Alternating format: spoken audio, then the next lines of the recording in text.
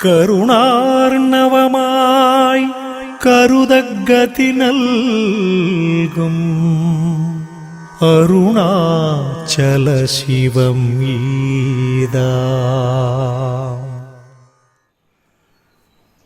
Namaste, and welcome to another episode of Drigdrishya Vivekah.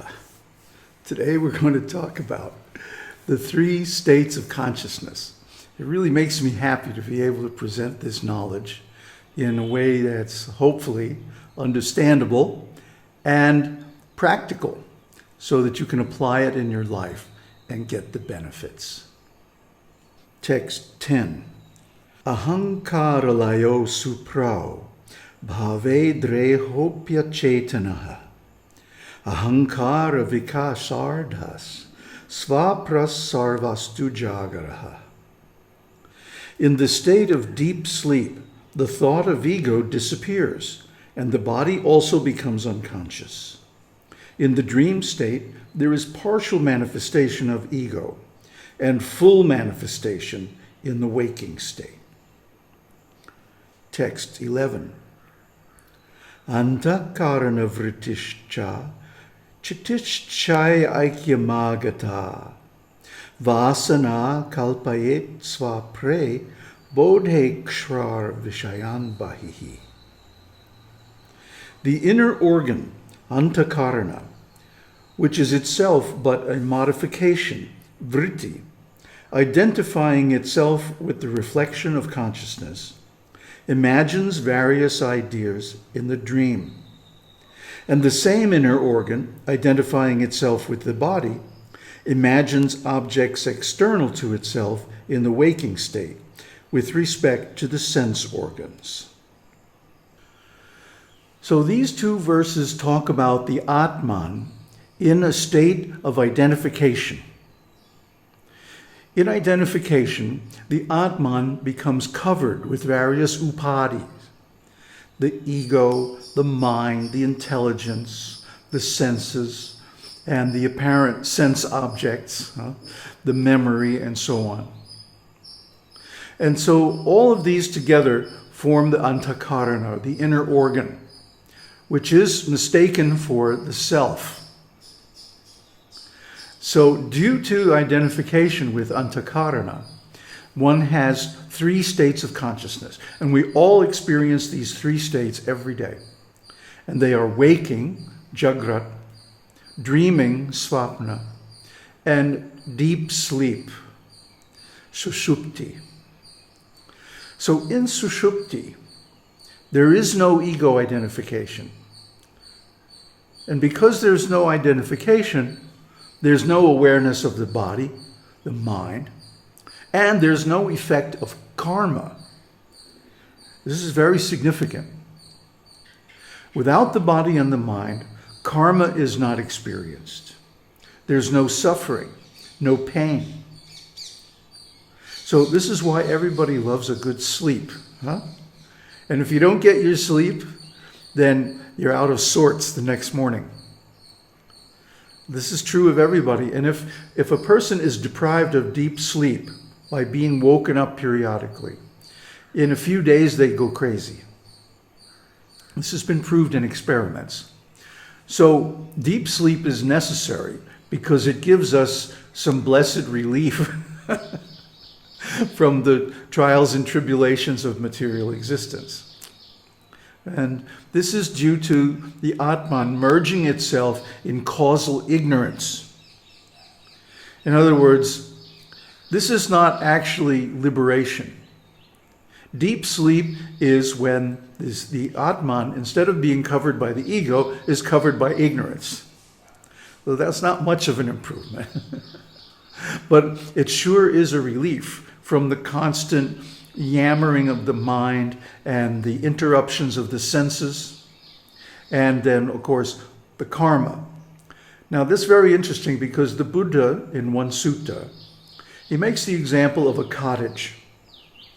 He says, in this cottage, there is one window on the eastern wall. And when the sun rises in the morning, the sun's rays come in through this window and they hit the opposite wall. Huh? It happens here in my cottage. I have to wait actually till the sun comes up a little bit so that it doesn't have these big spans of light on the wall and confuse the camera. So if the sunlight has something to hit, then we can say it lands on the wall. But what if we remove the wall? The Buddha asked his disciple, what if the sun is coming through the window and there is no wall? Where does it land? And so the disciple says, well, it lands on the ground. And so then the Buddha asked, what if we remove the ground? And the disciple would say, well, I suppose it would land on the ocean, someplace far away. And the Buddha says, well, what if there is no ocean? Then he says, well, the sunlight wouldn't land. And the same is true of karma. The wall symbolizes the waking state and the body. In the waking state, the karma lands right on the body. Bam. You feel it directly.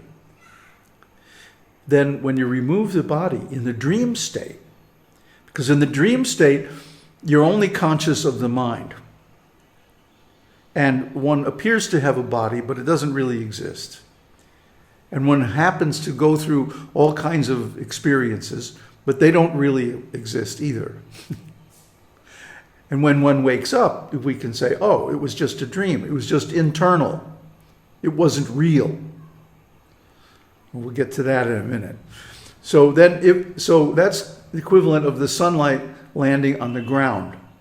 There's no wall, there's no body, there's no waking consciousness. So in the dream consciousness, the sunlight would land on the ground. The effect of karma is still felt, but only partially because there's no gross body or no consciousness of the body. But then in deep sleep, that's as if we take even the ground away. Even the mind is gone in deep sleep. So where does the sunlight land? Well, maybe somewhere far away on the ocean. So this is the thing. In order to experience karma, one must have the mind, or one must be identified with the mind. Then the karma has someplace to land. So the point is, if you get rid of this identification, the karma can't land. Why? Because similar to the state of deep sleep, there is no mind, there are no senses, there is no consciousness of the body, and so on. So this is the point. This is the object of meditation, is to stop the mind. And when the mind is stopped, when it's in a state of silence, complete equipoise, then karma has no place to land. So in this way we get released or liberated from the effects of karma. This is moksha. Therefore he who has crossed that bank, if blind, ceases to be blind. If wounded, ceases to be wounded. If afflicted, ceases to be afflicted. So this state is one where all afflictions disappear.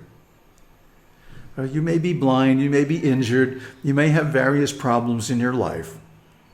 But when you're in deep sleep, or when you're in deep samadhi, or when you're in a liberated state, you're not aware of any of these. Why? Because you have cut the identification with the body and the mind. Remember, these three states of consciousness can only exist when there is identification. When that identification is removed, then those three states of consciousness go away, and one is in turiya, the fourth state. So although they don't mention it here, they'll talk about it later on in the book. So our sadhana, our meditation, our seva, our worship, our puja, all these things are meant to qualify us for this state. Ramana Maharshi called it waking sleep. In other words, the consciousness is unidentified with the body and mind. But there's no ignorance either, because one is perfectly aware. Aware of what? Aware of his awareness. So this is a recursive state, self-referential state, where the self is aware of itself, being.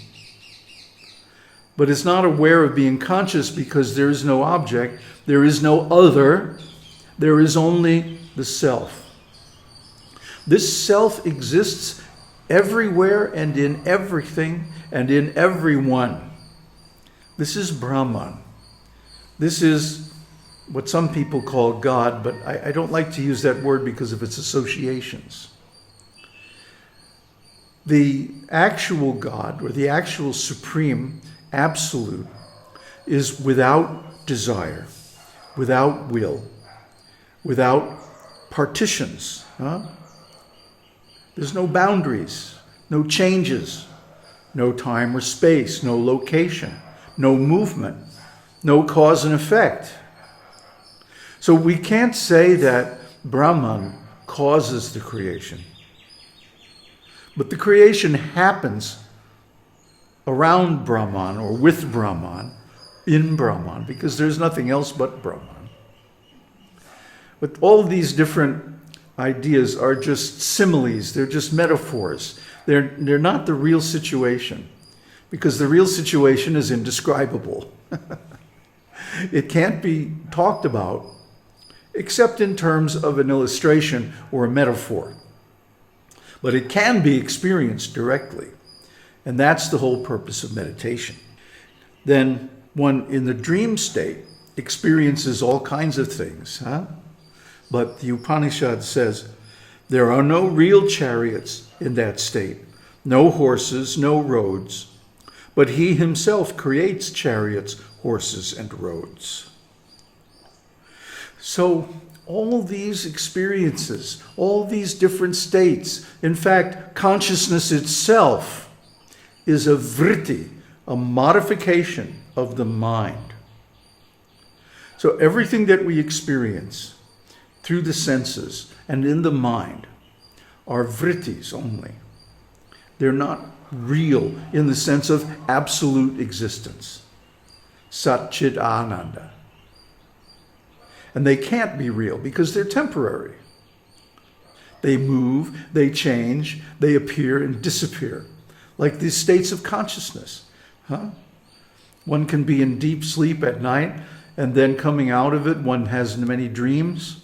Then one wakes up and sees, oh, all those dreams were just internal experiences. And then the dreams continue, but they seem more real, more tangible, because we remember our past experiences, and there seems to be a continuity. The body seems to be existing from day to day, from month to month. But the body also changes. The body also appears and disappears, doesn't it? As soon as we go to sleep at night, the body disappears. And so does the world. So these things are only temporary. How can they be real? Factually, they're simply dreams, vrittis, modifications of the mind, changes in the antakarana. But one who cognizes this situation, one who understands this structure, and one who realizes his actual self is liberated from this forever. Aum Tat Sat. Aum Shakti Aum.